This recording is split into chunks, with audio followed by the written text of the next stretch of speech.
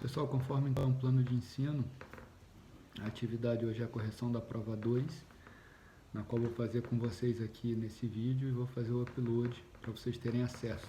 Tá? Vamos lá, questão 1. Para analisar a evolução econômico-financeira de uma empresa, um técnico calculou 3 quocientes em 2 datas finais de 2 períodos consecutivos. Quociente 1, ativo circulante sobre passivo circulante. Quociente 2, ativo permanente sobre patrimônio líquido. Quociente 3, lucro líquido no período anterior à data sobre patrimônio líquido. O técnico concluiu que, de uma data para outra, a empresa ficou mais rentável, mais líquida e menos imobilizada. Indique o quociente calculado e a variação apresentada por este quociente, para justificar cada aspecto da conclusão do técnico. Bom, então vamos lá, a questão que eu fiz em sala, né? Comentei que cairia na prova e fiz exatamente da mesma forma. Se a empresa ficou mais rentável, significa então que o lucro líquido perante o patrimônio líquido aumentou, né? Então o quociente 3 teve uma variação positiva. Mais líquida, se ela ficou mais líquida, significa que o ativo circulante sobre o passivo circulante aumentou. Então o quociente 1 positivo. E ela ficou menos imobilizada. Se ela ficou menos imobilizada, o ativo permanente sobre o PL caiu. O ativo permanente se tornou menor, porque ela vendeu provavelmente algum pedaço desse imobilizado. Então, o 2 é negativo. A combinação que confere aí essa resposta é a letra A. Questão 2. Um investidor em carteira com 2 ações, 50% do valor da carteira na primeira ação, 50% na segunda. O retorno esperado no primeiro ano da primeira ação é 5% com desvio padrão de 10 e o retorno da segunda é 15% com desvio padrão de 20. Logo, o retorno esperado da carteira no próximo ano, ora, se é 50-50, retorno esperado da carteira é o primeiro que multiplica o peso do primeiro mais o segundo que multiplica o peso do segundo. Como ele está dizendo que a carteira é meio, é a média aritmética simples, é somar e dividir por 2. Então, 5 mais 15, 20, divide 2, 10. Com isso, fica a letra A, a letra B e somente essas duas. Com relação ao risco, embora ele tenha dado o desvio padrão individual de cada ativo, faltou um outro dado, né, que é a covariância dos ativos. Então, você não pode dizer nada sobre o risco.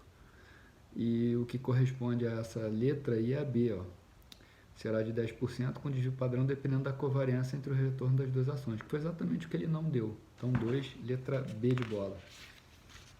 Vamos para a próxima aqui. Questão 3. Uma nova lei proíbe as empresas de seguro de saúde de fazer exames médicos prévios em seus potenciais segurados. Essa medida, ora, você imagina uma seguradora impedida de fazer um prévio check-up. Vai fazer com que a longo prazo você atraia quem precise do plano realmente e não consegue contrabalançar a saúde financeira dessa empresa. Então você vai piorar o problema de seleção adversa, porque você vai tender a selecionar as pessoas que justamente precisam do plano, levando à insolvência no futuro.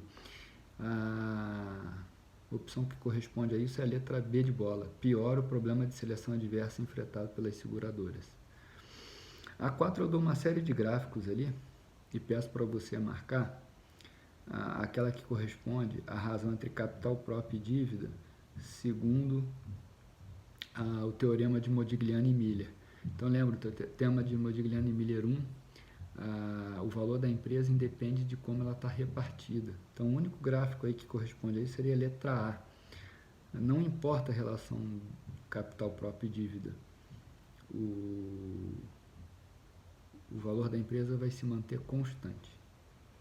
Bom, com isso é a letra A, 4 letra A. Questão 5, uma questão conceitual.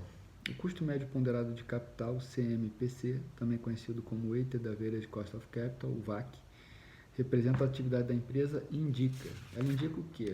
A única que corresponde mesmo é a letra D de dado, a remuneração mínima que deve ser exigida na alocação de capital de forma a maximizar o seu valor de mercado. Lembra que o valor de uma empresa é dado pelos seus fluxos de caixa futuros trazido a presente descontando pelo WACC. Então, se o WACC é mínimo, o valor da empresa é máximo e é justamente o que ela quer como objetivo principal. Então, daria a letra D de dado. 6. Os retornos de dois investimentos Y e Z são negativamente correlacionados em termos estatísticos. Quando um apresenta um resultado melhor que a média, o outro tende a ter um resultado pior que a média, e vice-versa. Uma carteira de investimentos composta meio a meio em termos de valor investido de Y e Z necessariamente, mas está dizendo que as duas têm uma provável correlação negativa, já que uma sobe e a outra cai, né? A tendência é essa. Então, quando eu somo as duas, quando eu coloco as duas na mesma carteira, a tendência é que essa carteira global tenha um risco reduzido, um risco menor do que o risco de cada uma delas. Eu fiz isso em sala em Excel, né? Então, a única alternativa que corresponde aí é a letra D de dado, ó, menor risco medido pelo desvio padrão dos retornos do que se fosse composta apenas por Y ou apenas por Z. Então, letra D de dado. 7. Usando o CAPM e considerando-se dois ativos de risco com retornos esperados iguais e desvios padrões iguais, seus preços serão diferentes, porque faltou a covariância com a carteira de mercado, que é medida pelo beta, né? Então, a única que corresponde aí é a letra B de bola. Tá? Bom, 8. Considerando o modelo de CAPM, a realidade de um determinado país, sabe-se que a ação de uma fábrica de tratores tem um beta de 1,5, um custo de capital de 17 ao ano.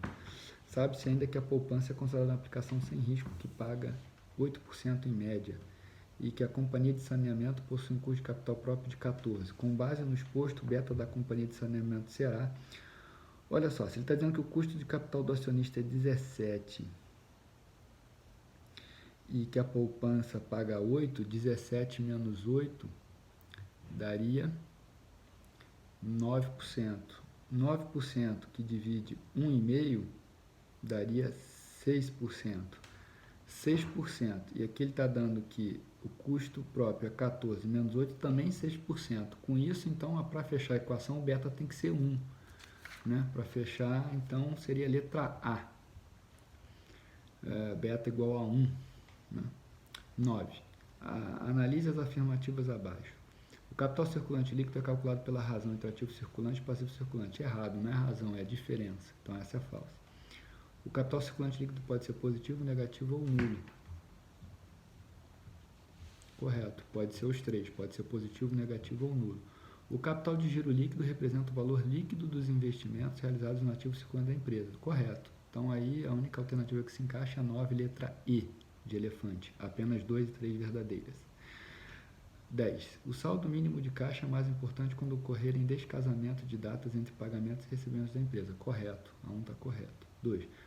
Quanto maior o giro de caixa da empresa, menor o saldo mínimo de caixa de giro. Correto, está certo. Mais dinheiro entra, menos saldo mínimo. 2 está correto. 3. O saldo mínimo de caixa contempla os compromissos de caixa programados e os não programados. Perfeito. É para qualquer eventualidade também. Então, a 3 está correta. Com isso, 10, letra A, todas verdadeiras.